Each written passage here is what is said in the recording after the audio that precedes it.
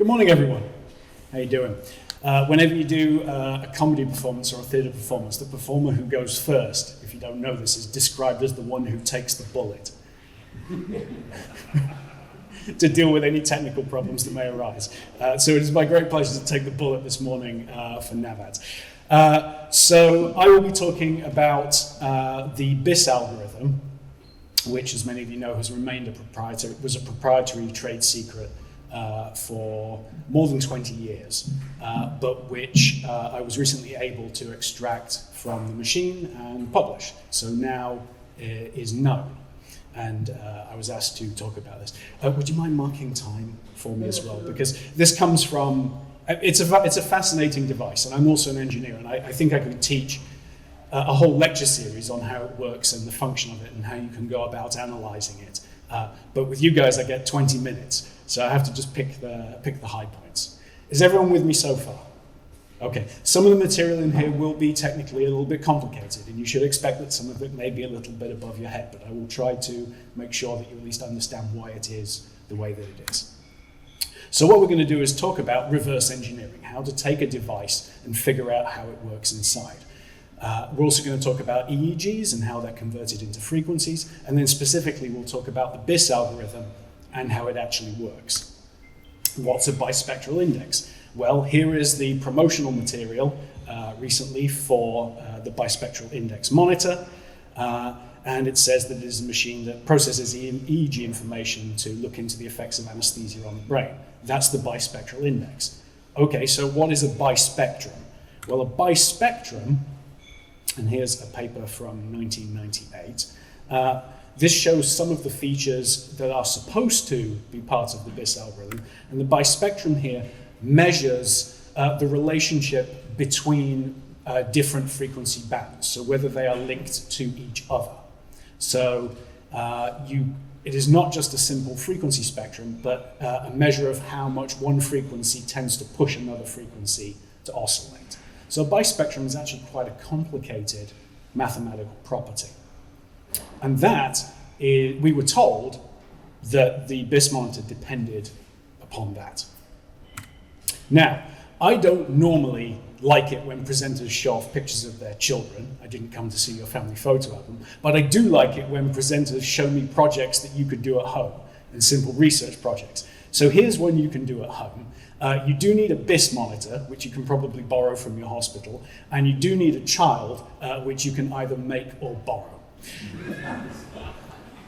After most people have had their child for a while, they're probably willing to give it away to you for a new. So this is my son Max, and here you can see he has a BIS strip on his head. And we agreed that he would try to go to sleep with the BIS monitor on, and we would measure what happened. This was actually for a school project. So here's him in his bed, and you can see here this is before he falls asleep, and you can see that the BIS score there is 95, which is about what you would expect. Yes? Okay. Then this is him about 45 minutes later. And I don't think I have the sound coming through, but if it was, you would actually be able to hear him snore. And as you can see here, can you read the BIS monitor there? 29. This was a healthy 12-year-old asleep in his own bed in normal physiological sleep. Now, I will point out, so the BIS here is low. His end-tidal sevoflurane, because he's breathing room air, is obviously 0%. And his mean arterial pressure is going to be low because he's 12 years old and he's asleep. So this is actually a triple low. So he needs to go to a high-dependency care unit and not stay in his own bed. However, miraculously, he did survive until morning. And actually, I was astonished that it went so low. But this is actually not new information. This was known about some time ago. Jamie Slay here published this in 1999. And then just because Jamie's already done it doesn't mean you can't do it again, apparently. So here's another different group who published essentially the same result some 17 years later. So the BIS does go low in children in certain phases of sleep. And this is why here in this 12-year-old you have a BIS of 26. Now, What do we know about how the BIS works? Well, most of the papers on it have been done by observations. Here's a well-known paper where the senior author is Steve Schaefer, looking at the burst suppression, and it turns out that if the patient has burst suppression, there's an approximately linear relationship upon the BIS, determined by observation. Then we also know from Tom Hemmeling that you can actually switch out the electrodes just for normal EKG dots. There's nothing particularly special about the electrodes. And then there's a paper by Ira Rampil, which was supposed to show some of the features of the EEG, but as I'll come to, is unfortunately incorrect in many regards. The other way you could try to figure it out is just to try to match the output of the BIS monitor. And so there are a couple of groups who've tried to use neural networks to learn the BIS algorithm. So to train a neural network to try to match what it does. A couple of publications that way. I have to say, I don't think that is a good solution, because then you have an algorithm, the BIS, that you don't know, and then you try to match a neural network to it. Okay, so let's assume that works for you. Great. Now you've got a neural network whose function you also don't understand. So all you've really done is piled one problem on top of another instead of solving the original problem. So how are we actually going to solve this? Here is one of the earlier BIS monitors. For those who've been in practice for a while, this is the one with the blue case and the screen that is amber yellow. It's not the most modern one. Why do we start with this one? Well, this was the first commercially successful one. And if you want to reverse engineer something, it's best to start with the one that was first commercially successful, because it probably still has components in it that you can recognize. Once manufacturers are trying to make a lot of something cheaply, they tend to make custom components, and those are very, very hard to understand. But the first commercially successful one is usually made out of stock components you can get on the shelf and whose specifications you can just look up in a book. And this is the case here. So let's pop the front off. Pop the front off. Here are the circuit boards inside. I'm going to tell you the answer now in case I run out of time. Essentially, everything you were told about how the BIS algorithm worked in papers are incorrect. Although the BIS algorithm says it is known as a bispectral index, it does not actually calculate a bispectrum at all. The output does not depend on a bispectrum. The name of the device and its description is incorrect. In the display on the screen, the BIS monitor does not show you the frequency bands that it most uses to determine the level of anesthesia of the patient. So you cannot just look at the monitor by yourself and do the same calculation the machine does, because the information that you would need to see is not shown to you. These are all things that I would change about the device if I could.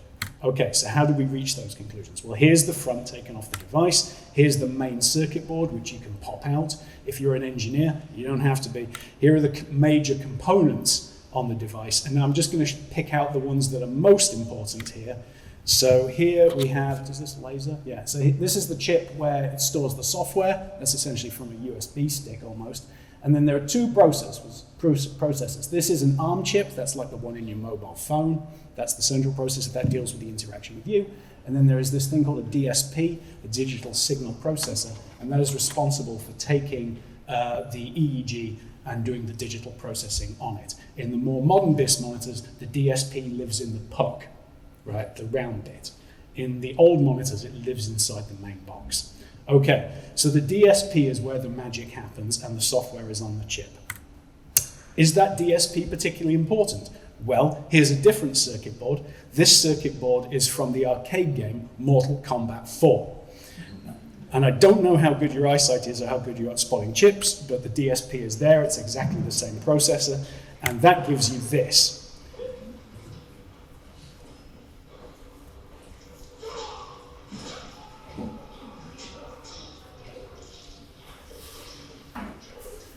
There's a man who needs regional anesthesia.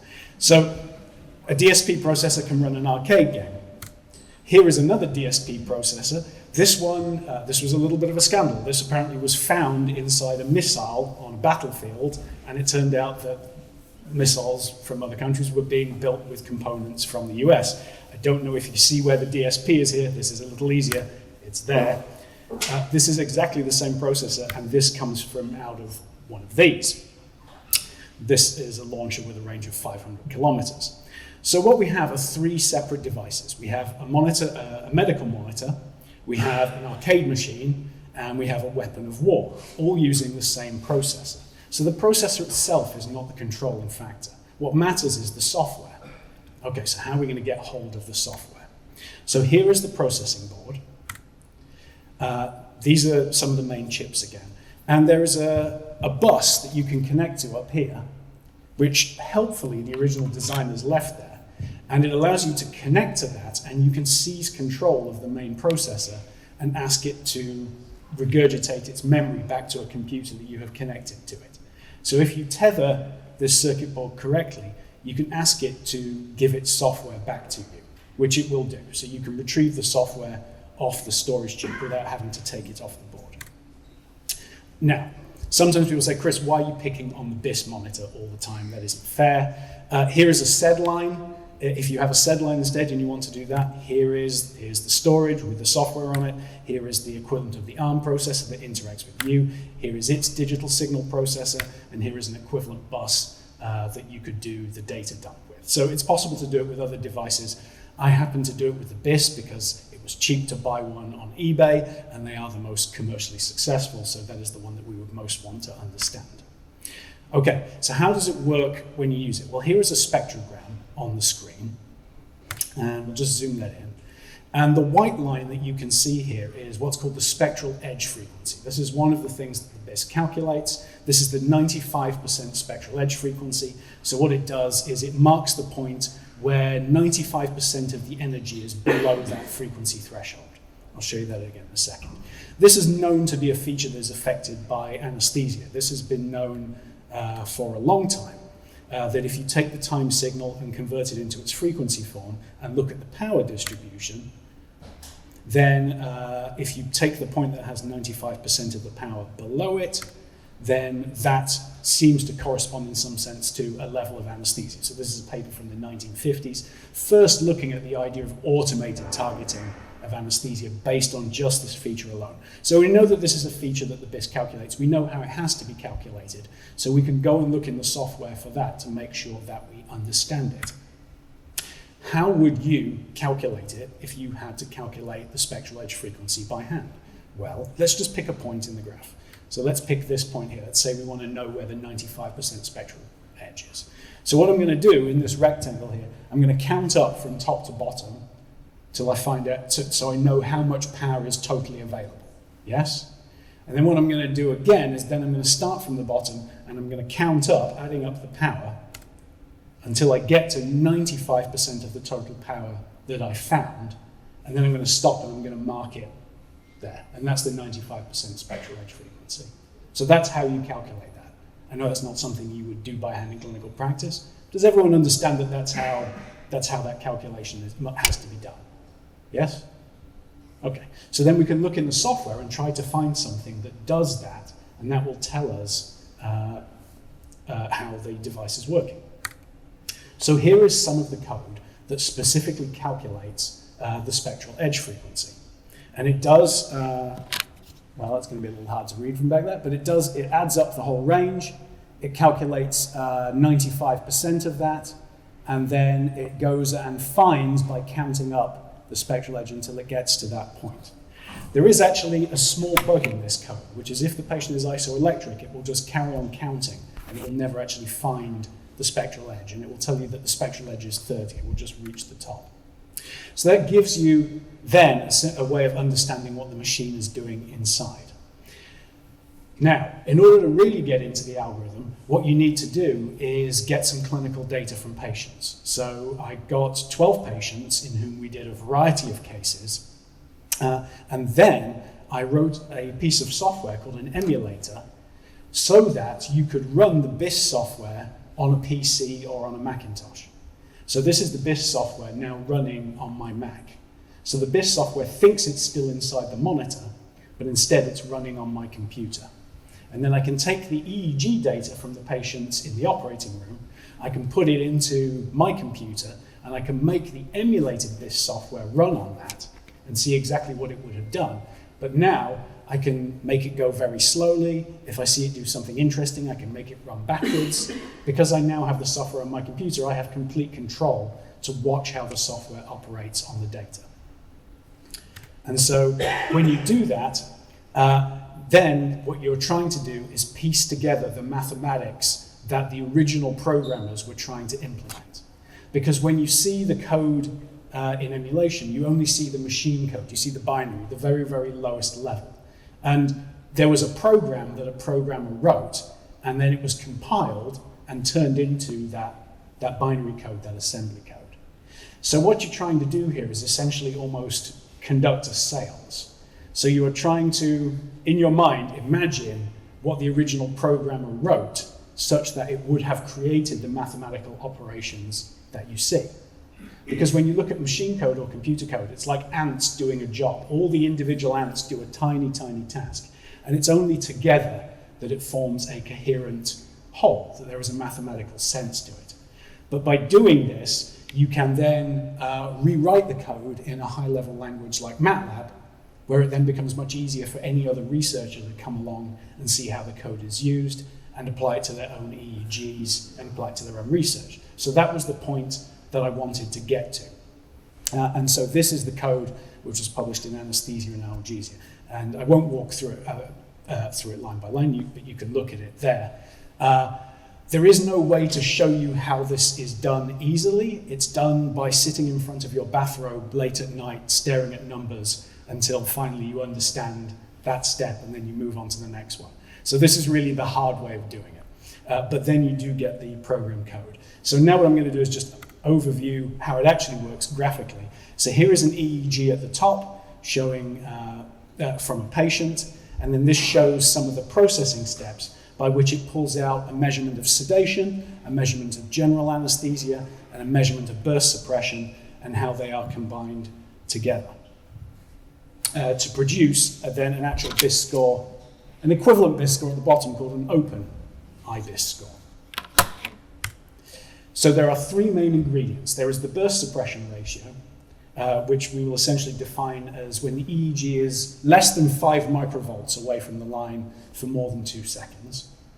There is a sedation signal, which is looking at the power between 30 and 47 hertz, which is the gamma band, divided by the power 11 to 20 hertz, which is sort of an alpha and beta band over the last 30 seconds. And then there is a measurement of general anesthesia, which looks for peaks. So it's looking for whether there's a sharp concentration of power in the gamma band versus in the rest of the signal as a whole. We don't normally talk about the gamma band, and yet it turns out to be very important. So the gamma band is frequencies above 30 hertz, and that frequency band seems to be associated with synchronizing the cortex. So really almost the binding of conscious experience. You have these different sensations that arrive in your brain, and then your brain has to take all these different sensations and merge them into one conscious moment that you perceive. And our understanding of that seems to be that it's oscillations in the gamma band that allow the different parts of your cortex to come together and form one conscious experience, versus under anesthesia, where there is no summation into a conscious moment that you can perceive. So these are the bands that we are interested in looking at. Here is that graphically. So here is the EEG again from the patient. This patient, in fact, was having a fistula creation. So I do remember this for dialysis. So this part was done mostly under general anesthesia. And then we kind of woke the patient up. So this part is only, and then the surgeons were worried that the graft wasn't perfusing. So then in the way of surgeons, they messed around with it for a very, very long time. So we just kept the patient sedated for that period of time. So there's some general anesthesia and there's some sedation in this EEG. Here are the bands that I just talked about. For burst suppression, you're looking at the areas, so this is right after induction, where it's almost blue all the way down to the bottom. That patient there is just burst suppressed. Then there's this idea of sedation. So here you're looking at the power in this band here versus this lower band here. So here you can see that there's a difference in color that you can easily perceive. And then general anesthesia, you were looking for peaks in certain parts of the spectrum. So in this case, very high up here, you're looking to see whether there's concentrations of power up here that might be associated, as I said, with that gamma frequency binding. And then there is a blending factor that weights these different scores and gives you ultimately the number between 0 and 100. So those are the three main ingredients that the device calculates. And as I say, the precise math is in the paper. How well does it work? Well, here is the data from a neural network approach to trying to match the BIS.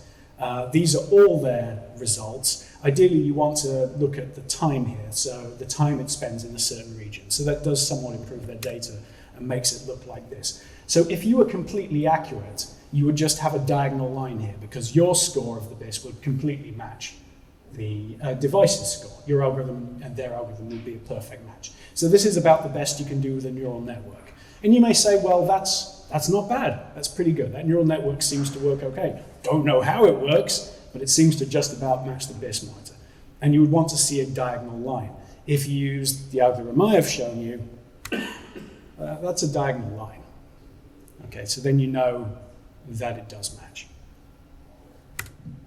So these were the things I wanted to talk about just briefly in the time. So I talked about different tools, devices, methods used in reverse engineering, talked about how time-based signals like EEGs are converted into frequency spectra, and I described to you the key features of the BIS algorithm for monitoring anesthetized patients, how it works.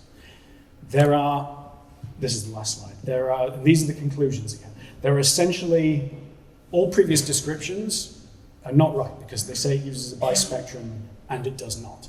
And as I said, the power in the 30 to 47 hertz band is the most important for calculating the score. And yet when you look at the spectrogram on the screen of the device, it only shows you from 0 to 30 hertz. So you cannot see the frequency band that you would most need to see in order to understand the device. Now that we know these things, what can we do next? Well, the thing that I'm most interested in, this is work in progress, is do the BIS algorithms have anything fundamental to say about consciousness? Or are they just measurements of the pharmaceutical effect of anesthetics? So are we really measuring consciousness, or are we just measuring whether anesthetics are present? One of the ways I'm working on this is that we have patients who are post-CPR in the intensive care unit, who had a cardiac arrest, had CPR, got return of spontaneous circulation, but did not wake up. So they went to the ICU high dependency care unit for cooling therapy. Will these patients wake up? So this is the question that to me is most important, because sometimes these patients just linger for days and weeks. It would be nice to know if we could have a test whether these patients ultimately had a brain that could regain consciousness. So now what I'm trying to do is repurpose the BIS algorithms, but to measure a different endpoint, not anesthesia, but whether the underlying brain is capable. That's all.